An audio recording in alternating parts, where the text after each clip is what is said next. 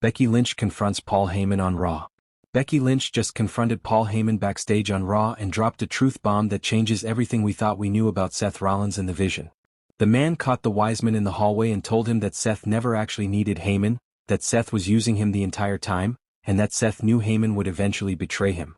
Which means Seth Rollins, the man who just got kicked out of his own faction, was apparently playing chess while everyone else was playing checkers. Welcome back to the Wrestling Hidden Insight, and today we're breaking down Becky's revelation, what it means for Seth's character, whether Paul Heyman just got called out for being predictable, and why this backstage confrontation might be the most important 2 minutes of television Raw has produced in weeks. Let's set the stage because this confrontation didn't happen in a vacuum.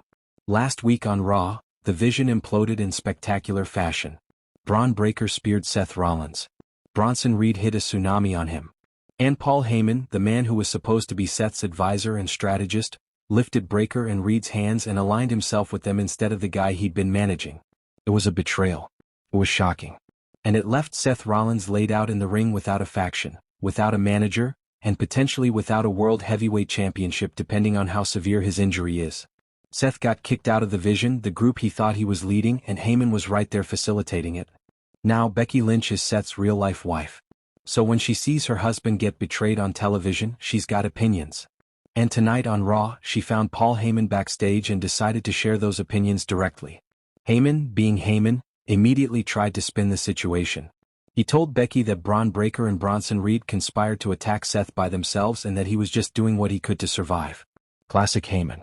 Deflecting responsibility, claiming he was forced into a bad situation, positioning himself as a victim of circumstances rather than an active participant in Seth's downfall.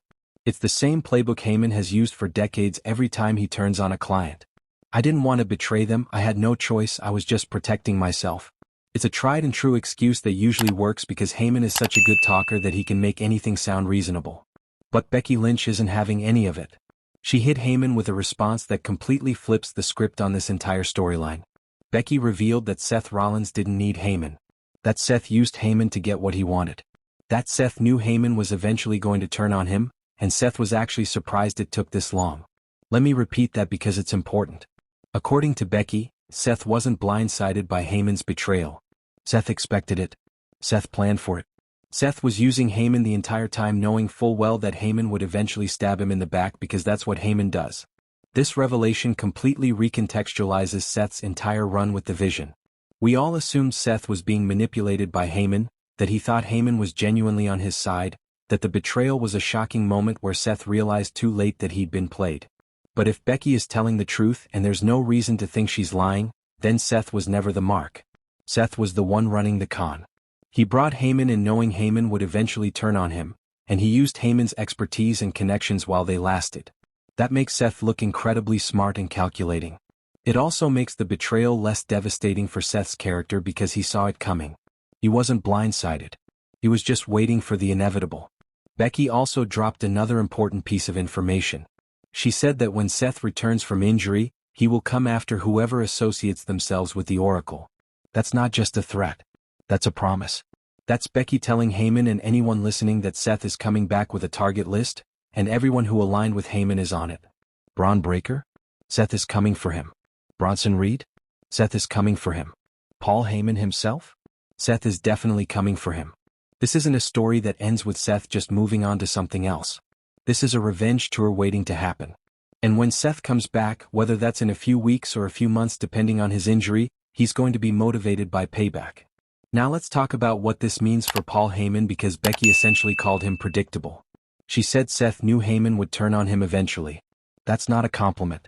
That's Becky saying Heyman is so consistent in his pattern of betrayal that you can set your watch to it. And she's not wrong. Heyman has betrayed almost every client he's ever managed. Brock Lesnar, CM Punk, Roman Reigns, and now Seth Rollins. It's his thing. He attaches himself to a star, helps them reach new heights, and then when it's strategically advantageous or when someone better comes along, he turns on them and moves to the next meal ticket. It's what makes Heyman great as a character. But it's also what makes him predictable if you're paying attention. The fact that Seth apparently was paying attention and planned for it shows growth for his character. Seth has been in WWE long enough to know how Heyman operates. Seth watched Heyman manage other people. Seth probably studied Heyman's history of betrayals. So when he brought Heyman into the Vision, he did it with eyes wide open, knowing that this partnership had an expiration date. That's the mindset of a veteran wrestler who's not naive anymore. That's Seth Rollins at his most strategic. But here's the question this revelation raises. If Seth knew Heyman would betray him, why didn't he prepare better for the actual moment of betrayal? Why did he let himself get speared and tsunamied? Why didn't he have a backup plan to neutralize Breakker and Reed before they could turn on him?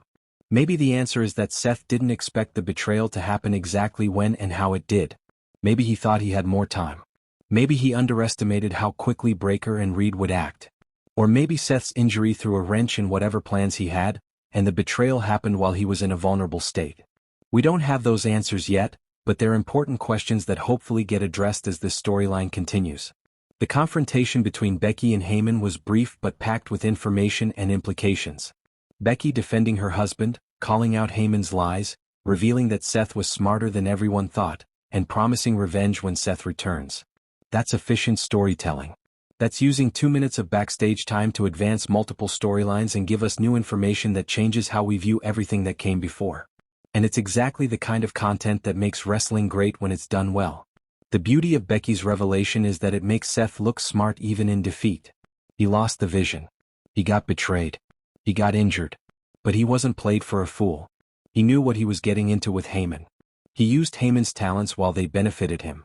And now he'll deal with the consequences and come back stronger. That's how you protect a top star even when they're being written off television temporarily.